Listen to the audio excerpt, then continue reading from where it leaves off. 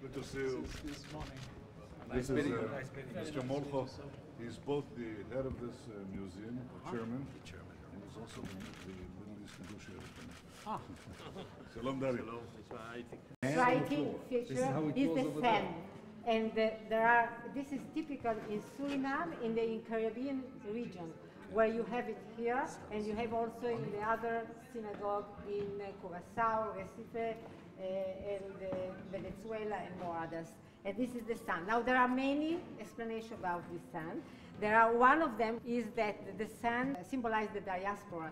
And since the Jews outside Israel are still considered like exiles, then they should go in the sand in the same way that Jews wander in the desert.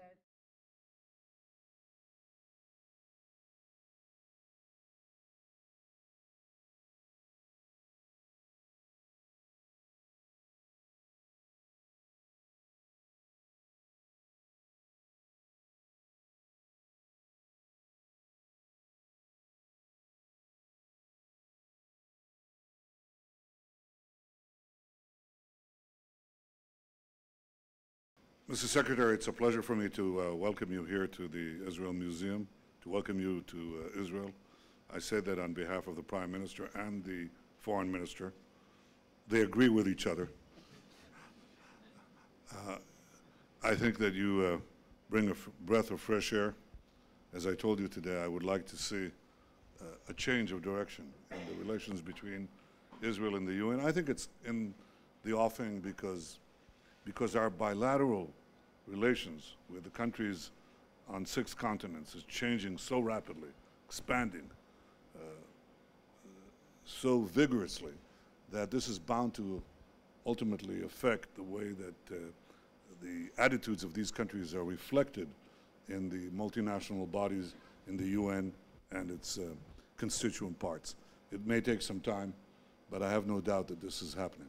One of the reasons it's happening is innovation. It's Israel's prowess in technology, Israel's prowess in information and security, but in fields that are important for every country. The Jewish people are like an old tree with deep roots in ancient soil, in our traditions, in our faith, but we send branches up to the skies all the time, seeking to go higher and higher.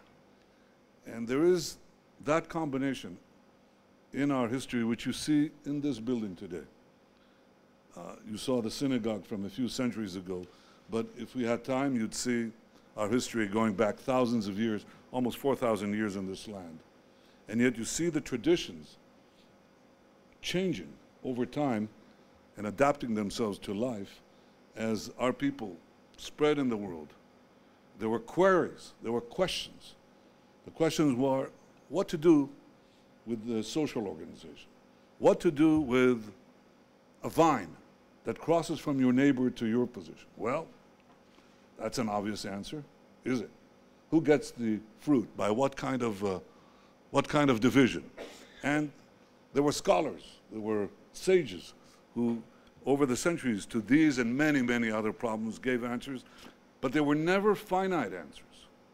They would send a letter from the Jewish community in Yemen to the Jewish community in Lisbon, or from the Jewish community in Lisbon to Maimonides in Spain, or from Spain to Germany. This is called the internet. And each one would perfect the answer, but it was never congealed.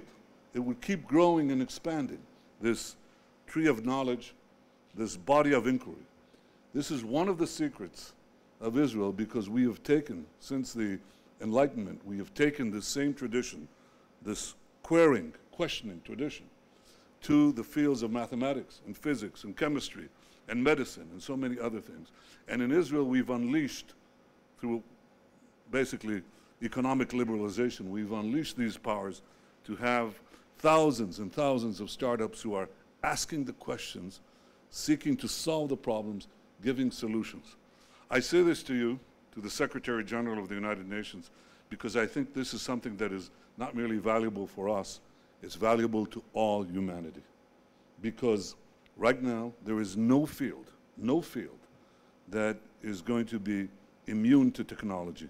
Everything is becoming technologized. Which cow produces most milk per cow? No, it's not a French cow. It's not a Dutch cow. It's not even an American cow. It's an Israeli cow, because it's a computerized cow. Every moo is computerized.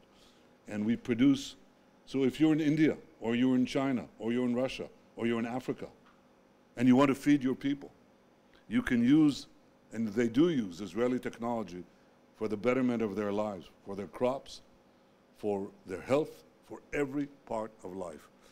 This is important. I think that the need to change the UN's attitude towards Israel is not important merely for Israel. It's important for the UN, and it's definitely important for its constituent parts. Israel is one of the most, if not the most successful knowledge-based economy in the world. And knowledge as the basis of an economy has an enormous advantage in relation to natural resources or other material bases. If you spend a barrel of oil, you spend a barrel of oil. It is spent.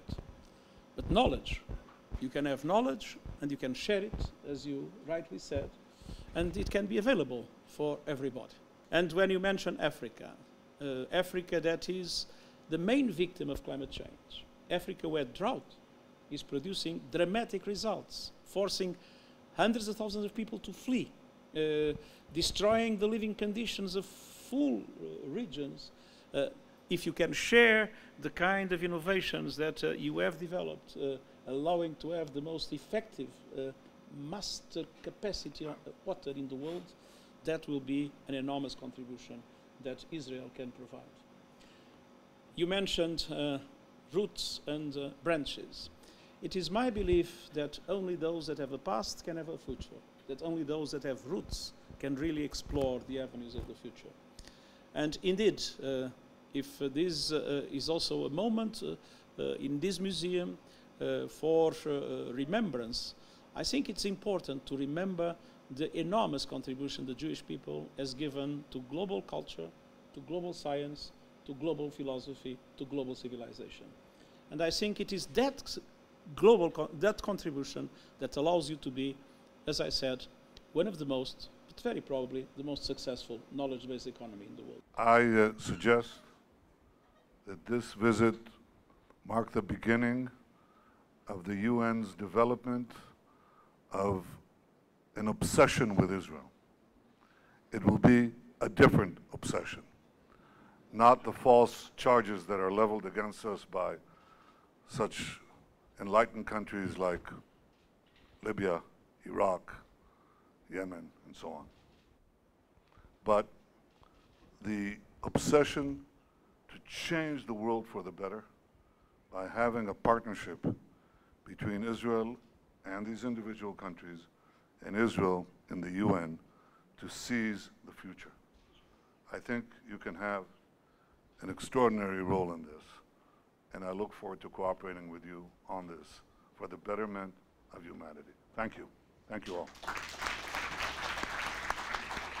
Once again, please remain seated while the Prime Minister and Secretary General and their delegations